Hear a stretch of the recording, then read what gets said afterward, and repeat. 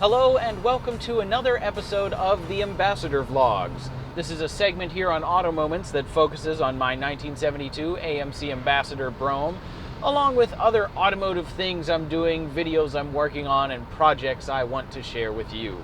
And one of the projects I'm working on that you may have heard about is a documentary film about the entire history of American Motors Corporation.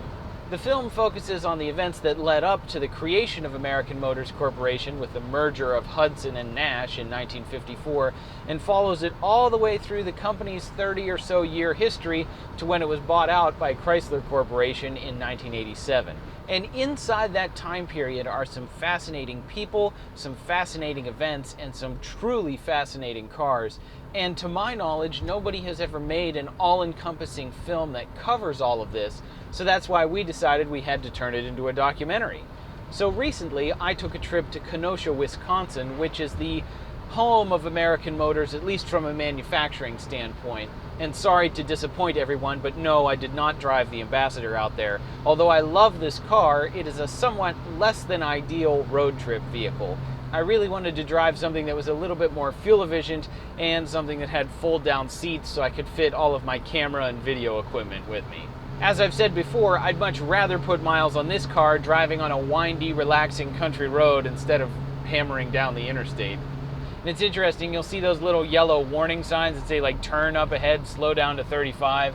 And you know, in most modern cars, you just kind of laugh and ignore those. But in this car, you actually kind of have to listen to those signs. If the warning says 35, you can push it to 40, but I don't feel much comfortable going faster. Anyways, I've been to Kenosha before. I think it's a lovely city, and I'd like to give a shout out to the Kenosha History Center. They've got this awesome archive of images and video and stuff that's related to the city's history, and of course a big part of that history is American Motors Corporation.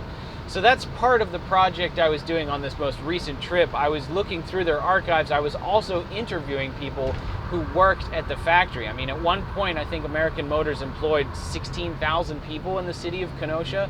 So everybody and their brother worked at the plant at some point in time, or at least knew somebody who worked at the plant. So on this trip, I went with my friend Matt, who owns the 1986 AMC Eagle wagon you see in our Time Warp test drive video, which is a great car. But then he also owns an Eagle SX4, which is the sporty hatchback Eagle. And it's the perfect car for him because Matt loves everything 80s. Actually, the reason why I took him on this trip with me is because he has several Sony Betamax players, which, if you remember, that was the format that sort of competed with VHS tape, although Matt could tell you 100 reasons why Betamax is better. But some of the tapes we were going through working on this film were recorded on Betamax. And so Matt was able to help me get those converted and get those digitized. And I really can't thank him enough for his help and his expertise. So here's some footage of us doing that in Kenosha. We loaded a bunch of junk into a borrowed VW Golf sport wagon, including tape decks, camera equipment, food, and a few personal belongings wherever we could fit them, and then we hit the road. We made it to the Kenosha History Center and set up our camera equipment using their beautiful AMX exhibit as a backdrop. We shot interviews with former AMC employees, all who shared great stories with us. Then for the rest of the week, we delved into the tape archive, finding a goldmine of American Motors history. There were TV commercials, press releases, interviews, factory tours, employee training films, stockholder meetings, and a 45-minute musical featuring original songs about AMC's 1977 product line. That's where it's at. A chick like this in a car like that. We encountered numerous technical difficulties, but Matt miraculously kept all our equipment running, despite some of the tapes not having been played for over 40 years. We also stopped by a vintage electronics store, where Matt bought spare parts for his Betamax machines, and we stopped at a bakery outlet where I looked at different varieties of bread. After a brief visit to AMC collector Mike Spangler, where we borrowed a stack of laserdiscs featuring product videos for AMC dealers, we headed back home. All in all, Kenosha is a wonderful city. It's just a little sad knowing that all the car factories have been torn down. And aside from the school mascot being the gremlin, there's not a lot of physical reminders of the 100 years of automotive history that happened here. Thankfully, places like the Kenosha History Center are helping preserve that past. And I think preservation is a big part of why I'm doing this film. And I think documentary filmmaking is a way to preserve those memories before they slip through the cracks and are gone forever.